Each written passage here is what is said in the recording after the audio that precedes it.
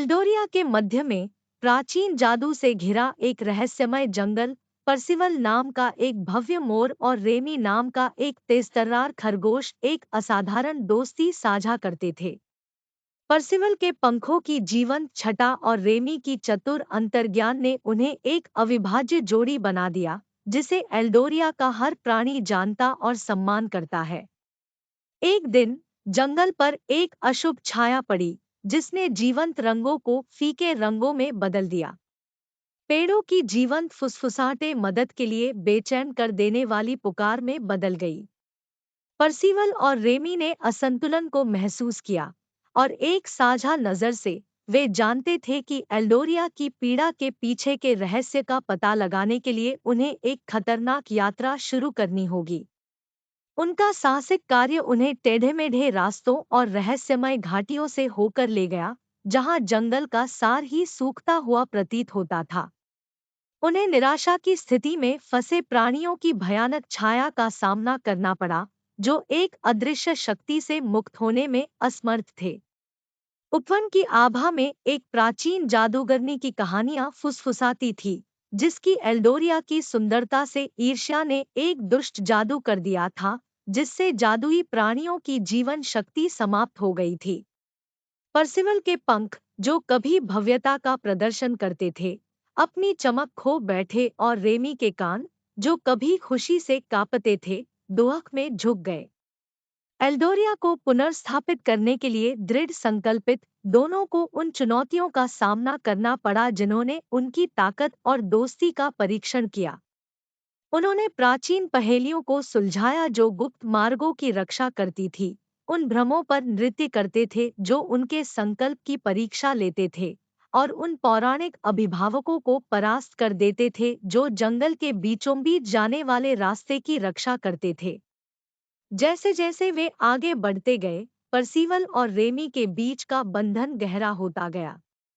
उनके सामने आने वाली प्रत्येक परीक्षा ने उन्हें करीब ला दिया, और मोर के पंख और खरगोश की बुद्धि की संयुक्त प्रतिभा मंत्रमुग्ध बाधाओं पर काबू पाने की कुंजी बन गई।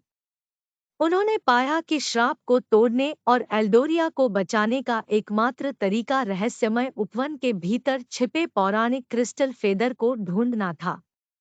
क्रिस्टल फेदर, जिसके बारे में कहा जाता है कि इसमें एल्डोरिया के जादू का शुद्ध सार है, जादूगरनी के काले जादू का प्रतिकार करने की एकमात्र आशा थी।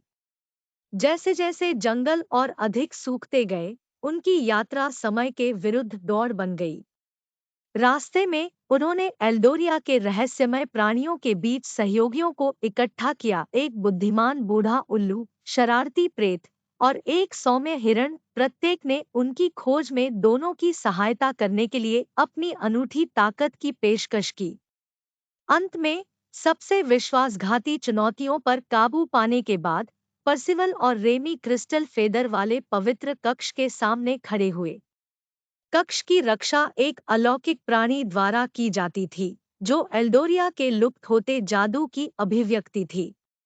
अपनी योग्यता साबित करने के लिए परसिवल ने अपने एक बार सुस्त पंखों के अवशेष प्रदर्शित किए, जो अब दृढ़ संकल्प और लचीलेपन से ओतप्रोत है, जबकि रेमी ने प्राचीन कहानियां सुनाई जो जंगल के अतीत के गौरव को प्रतिध्वनित करती हैं।